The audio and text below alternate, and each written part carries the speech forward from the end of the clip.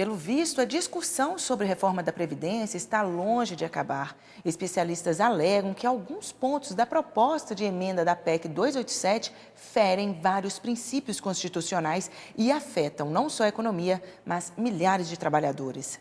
O argumento principal é que quando a contribuição previdenciária do trabalhador é desviada da exclusiva finalidade constitucional para ser usada em pagamento de juros da dívida ou de outras despesas, o governo está tomando posse do valor contribuído sem que haja pagamento de qualquer compensação para o contribuinte. E isso configura confisco. A própria Carta Magna, em seu artigo 150, declara que é vedado à União, aos estados, ao Distrito Federal e aos municípios utilizarem tributo com efeito de confisco. O juiz da Vara do Trabalho, Marcelo Bueno Paloni, afirma que com a reforma previdenciária, o trabalhador vai contribuir muito mais do que a contrapartida que vai receber, mostrando que existe outro propósito na arrecadação. Ele vai contribuir muito mais para receber muito menos. Essa sobra de dinheiro vai ficar com quem? Vai ficar com o Estado. Ou seja, o Estado ele está cobrando um tributo, que é a contribuição previdenciária, numa proporção muito maior do que ele vai retribuir. Quando acontece isso, você está efetuando, você está praticando o confisco. Ele diz ainda que com a desvinculação das receitas da União, a prática do confisco fica ainda mais evidente. Não porque a DRU seja inconstitucional, mas porque através dela o governo se apropria das arrecadações e desvia a finalidade da Previdência, causando um déficit e diminuindo a compensação de quem contribui.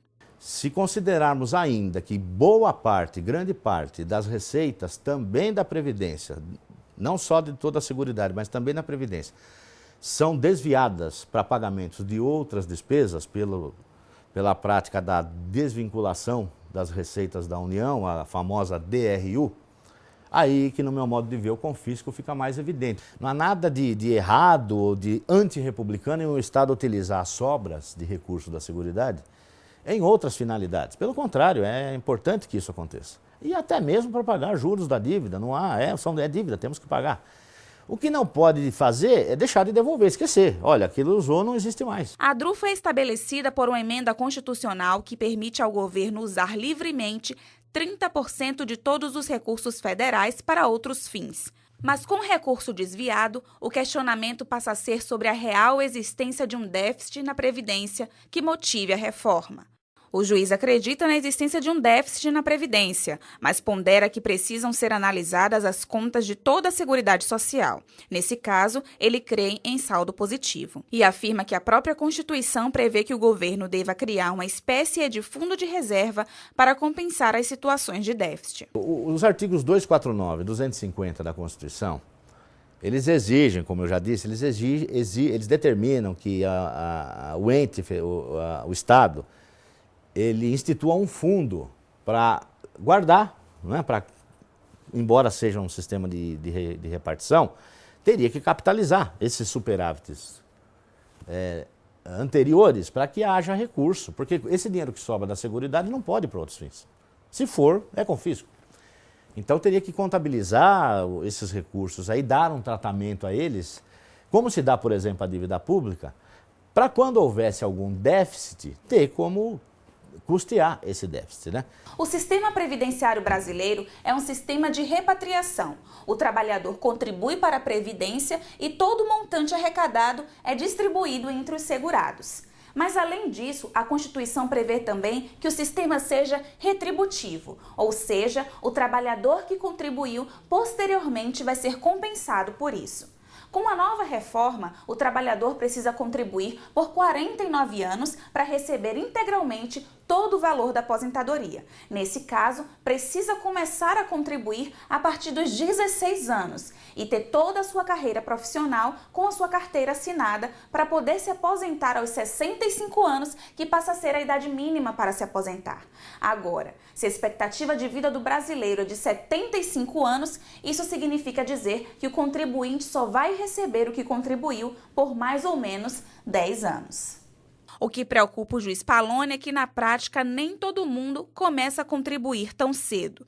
Nesse caso, vai ter gente que não vai receber a aposentadoria, mesmo depois de ter contribuído. Daí que o efeito confiscatório se torna evidente. Quando o Estado exige, por exemplo, de uma pessoa que contribua por 49 anos à Previdência e depois com a expectativa de usufruir 5, 6 anos, isso estamos falando, né, pela média, obviamente o Estado está se apropriando de um dinheiro muito maior, de um numerário, um recurso muito maior do que ele vai devolver. Além do efeito confiscatório, o juiz enxerga outras inconstitucionalidades na proposta de emenda constitucional. Eu vejo outras inconstitucionalidades, sim.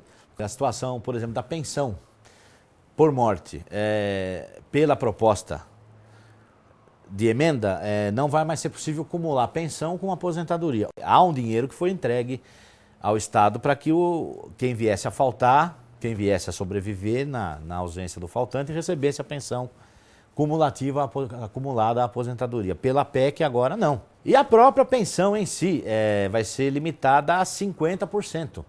E os outros 50%? Com quem fica? Vai ficar com o Estado, vai ficar com o erário. A apropriação indevida, no meu modo de ver, do direito alheio, do dinheiro alheio. Ele acrescenta que com esse teto de 50%, o segurado corre o risco de receber um benefício menor que o salário mínimo. Na opinião do juiz Marcelo Palloni, muitas outras falhas acontecem no sistema previdenciário, como sonegação e isenção de pagamento. Alguns argumentos sobre a inconstitucionalidade da reforma já foram enviados para os tribunais, mas agora é de competência do Supremo Tribunal Federal julgar a PEC.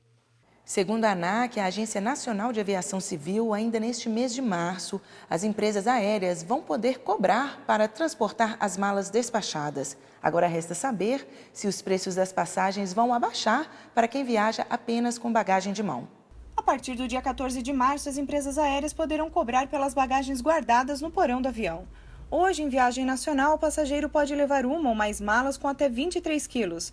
E para os voos internacionais, são permitidas até 2 malas com no máximo 32 quilos cada. Já as bagagens de mão com um limite de 5 quilos passarão para 10 quilos ou mais, dependendo da empresa e do tamanho do avião. Segundo a Associação Brasileira das Empresas Aéreas, ABAR, a tarifa diferenciada vai permitir uma aviação mais competitiva e a criação de novas classes tarifárias. A dúvida que fica é se os preços das passagens vão baixar para quem viaja somente com bagagem de mão. Caso haja essa diferenciação nos valores, certamente muitos brasileiros irão se reprogramar na hora de fazer as malas. A Receita Federal divulgou as regras para o Imposto de Renda Pessoa Física 2017, calendário 2016. O download do programa gerador da declaração está disponível. Neste ano, terá que prestar contas à Receita quem tiver rendimentos superiores a R$ 28 mil. O prazo para entrega vai de 2 de março a 28 de abril. A expectativa é de que 28,3 milhões de declarações sejam entregues.